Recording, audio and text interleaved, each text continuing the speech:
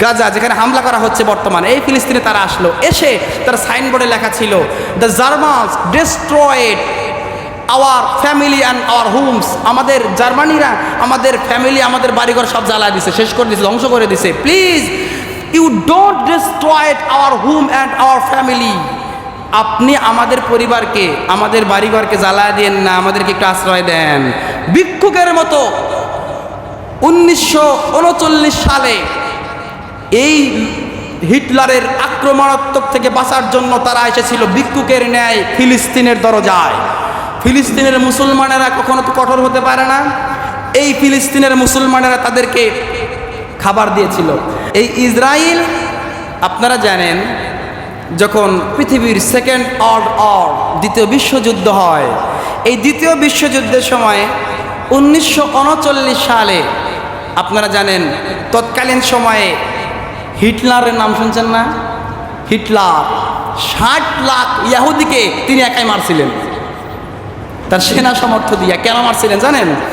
তিনি পড়াশোনা করার জন্য ইহুদিদের রাজত্বে একটা প্রতিষ্ঠানে, ইনস্টিটিউশনে তিনি পড়তে গিয়েছিলেন। সেখান থেকে ইহুদির কিছু ছেলেপেলের কারণে তার ডিস্টার্ব হয়েছিল, পড়তে পারতেছিলেন না। আর অনেকগুলো অভ্যন্তরীণ কারণ আছে, যার পরে হিটলার ক্রোধান্বিত হয়ে 60 লাখ ইহুদির বাচ্চাকে মেরে ফেলেছিলেন। এবার আসেন, ইহুদিকে তিনি যখন 60 লাখ মারলেন, 60 লাখ মারার কিছু কিছু তো বেঁচে আছে, সব মারেন নাই, কিছু রেখে দিয়েছিলেন, কিছু অল্প কিছু। এরা কিন্তু যে বনি ইসরাইল, এতক্ষণ কোরআন থেকে যা বললাম এটা বনি ইসরাইল। এরা তো তৎকালীন সময়ে জার্মান থেকে খাবার পায় না। হিটলার বলল এদেরকে বের করে দাও এখান থেকে, এরা এখানে থাকতে পারবে না। এই ইহুদির বাচ্চারা ওখান থেকে বের হয়ে গেল। বের হবার সময় তারা একটা সাইনবোর্ড নিল, সাইনবোর্ড নিয়ে তারা দেখলো আমরা কোথায় যাব, যাবার তো কোনো রাস্তা নাই। তারা আসলো ফিলিস্তিনে। কোথায়? ফিলিস্তিনে আসলো। বর্তমান যে ফিলিস্তিন আমরা বলি, যা এই যে ফিলিস্তিন, গাজা যেখানে হামলা করা হচ্ছে বর্তমানে, এই ফিলিস্তিনে তারা আসলো। এসে তার সাইনবোর্ডে লেখা ছিল, the Germans destroyed our family and our homes. আমাদের জার্মানিরা আমাদের ফ্যামিলি, আমাদের বাড়িঘর সব জ্বালায় দিছে, শেষ করে দিছে, ধ্বংস করে দিছে। Please you don't destroyed our home and our family. আপনি আমাদের পরিবারকে, আমাদের বাড়িঘরকে জ্বালায় দেন না, আমাদেরকে একটু আশ্রয় দেন। ভিক্ষুকের মতো 1939 সালে এই হিটলারের আক্রমণাত্মক থেকে বাঁচার জন্য তারা এসেছিল ভিক্ষুকের ন্যায় ফিলিস্তিনের দরজায়। ফিলিস্তিনের মুসলমানেরা কখনো তো কঠোর হতে পারে না। এই ফিলিস্তিনের মুসলমানেরা তাদেরকে খাবার দিয়েছিল, বাসস্থান দিয়েছিল। খাবার দেওয়ার পর, বাসস্থান দেওয়ার পর, আশ্রয়স্থল দেওয়ার পর তাদেরকে যখন সুগঠিত একটি সুন্দর পরিবেশ উপহার দিলেন, 1948 সালে, 39 সালে ঢুকলো ফিলিস্তিন, 48 সালে খেয়াল করেন 12ই মে রাত 12টা 1 মিনিটে ইহুদিরা তারা ঘোষণা করলো, আমরা যারা আছি আমরা এখন এই ফিলিস্তিনের একটা অংশে আমরা ঘোষণা করছি আমাদের রাষ্ট্রের নাম হচ্ছে ইসরায়েল। তারা ঘোষণা করলো তাদের রাষ্ট্র ইসরায়েল। কখন? 1948 সালে 12ই মে রাত 12টা 1 মিনিটে তিনি ঘোষণা করলেন। ঠিক 10 মিনিট পর আমরা যে আমেরিকা দেখতে পাই, এই আমেরিকা তাদেরকে ভোট দিল, সাপোর্ট দিল যে হ্যাঁ আমরা তোমাকে মেনে নিলাম। কাবাব মে হাড্ডি হে, ডাল মে কুছ কালা হে। চিন্তা করা যায়, ভিক্ষুকের মতো যারা মালিকের দরজায় এসেছিল বাসায় আশ্রয় নেওয়ার জন্য, তারা এখন এই বাসাকে দখল করে বলতেছে আমরা বাসার মালিক। তাহলে মালিকের কেমন লাগবে বলেন? আমার বাড়িতে ভিক্ষুক এসে আমাকে বলছে তুমি সরে যাও, এই বাড়ির মালিক আমি। আপনার রক্ত গরম হবে না? আর ওই ভিক্ষুককে সাপোর্ট দেওয়ার জন্য আমেরিকা যদি বলে হ্যাঁ ঠিক আছে রেদওয়ান সাহেব আপনি সরে যান, এই ভিক্ষুকেরা যে বলছে এই বাসার মালিক সে, ঠিকই আমরা বললাম এই বাসার মালিক তারা। বলেন এবার কেমন লাগবে? আল্লাহ সুবহানাহু ওয়া তাআলা কুরআনুল কারীমে, আমি সামনে সপ্তাহে বলবো, আল্লাহ পাক বলছেন এরা এমন একটি নষ্ট, ভ্রষ্ট, বেয়াদব, বেমানান, বেলজ্জা, সীমালঙ্ঘনকারী জাতি, যেই জাতি কিয়ামত পর্যন্ত নিজেদের স্টেট তৈরি করতে পারবে না, থাকার জন্য আবাসস্থল তৈরি করতে পারবে না।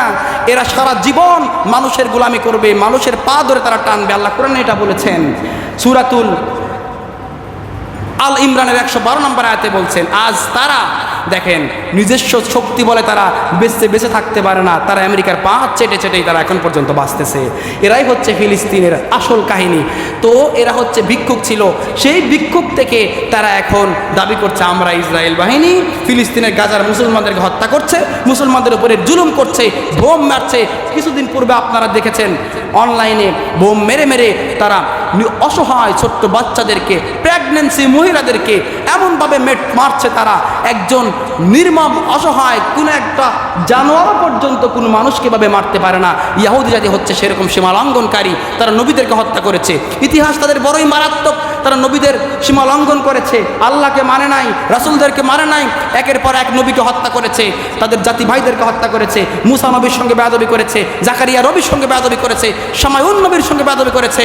শুধু তাই নয়, হযরতে ঈসা আলাইহিস সালামকে যখন তাদের কাছে দেওয়া হয়, ঈসা নবীকে আঘাত করেছিল তারা, আল্লাহ সুবহানাহু ওয়া তাআলা তার সম্মান রক্ষার্থে তাকে চতুর্থ আসমানে উঠে নিয়েছিলেন। এটা হচ্ছে আল্লাহ সুবহানাহু ওয়া তাআলার দয়া এবং মায়া। আল্লাহ সুবহানাহু ওয়া তাআলা এই ফিলিস্তিনবাসীকে হেফাজত করুন, পারেন আমিন। আমরা বলতে চাই আল্লাহ রাসূল সাল্লাল্লাহু আলাইহি ওয়াসাল্লাম বলেছেন ফিলিস্তিনের মধ্যে একদিন মুসলমান জাতি এটাকে আবার বিজয় অর্জন করবে, সুবহানাল্লাহ পড়েন। শুধু তাই নয়, কোরআন বলছেন, ইতিহাস বলছে, আল্লাহর রাসূলের মুখ নিঃসৃত পবিত্র বাণী বলছে ফিলিস্তিন আজকে ইহুদিদের আন্ডারে থাকতে পারে। আগামী কয়েক বছরের মধ্যে দেখবেন আমরা এটা বলতে পারি ইনশাআল্লাহ, এই ফিলিস্তিন, এই বাইতুল মাকদাস আবার মুসলমানরা রাজত্ব করবে, মুসলমানদের ফেভারে থাকবে, মুসলমানরা এর নেতৃত্ব দেবে ইনশাআল্লাহ, ঠিক কিনা বলেন? এজন্য আমরা তীব্র নিন্দা জানাচ্ছি ইহুদি জাতিদেরকে। ইহুদি জাতিদের ইতিহাস বড় মারাত্মক খারাপ, ভবিষ্যৎ খারাপ, কারণ আল্লাহ সুবহানাহু ওয়া তাআলা, আল্লাহ রাসূল বলেছেন তাদের ধূলিসাৎ পৃথিবীতে কিচ্ছু থাকবে না, ধূলিসাৎ করে পৃথিবীর জমিন থেকে তাদেরকে উৎখাত করে দেওয়া হবে। পৃথিবীতে ইহুদি জাতি বলতে কিচ্ছু থাকবে না, ইসরায়েলও একদিন থাকবে না, মানচিত্র থেকে ইসরায়েল সাদা হয়ে যাবে ইনশাআল্লাহ। এটা আল্লাহ রাসূলের ওয়াদা, অঙ্গীকার। এর জন্য আল্লাহ কোরআনে বনি ইসরায়েল যাদেরকে বলেছেন ওরা হচ্ছে ইহুদি জাতি, আর আমরা হলাম বানি ইসমাইল। তাহলে দুইটা পার্থক্য আমরা পেলাম। আমাদের যদি বলা হয় তোমরা কোন জাতি, আমরা কি বানি ইসমাইল, আর তারা হচ্ছে ইহুদি যারা আছে এরা কি বানি ইসরাইল। আল্লাহ পাক এদের থেকে আমাদেরকে হেফাজত করুন, পারেন আমিন। একটি লাস্ট মেসেজ দিচ্ছি।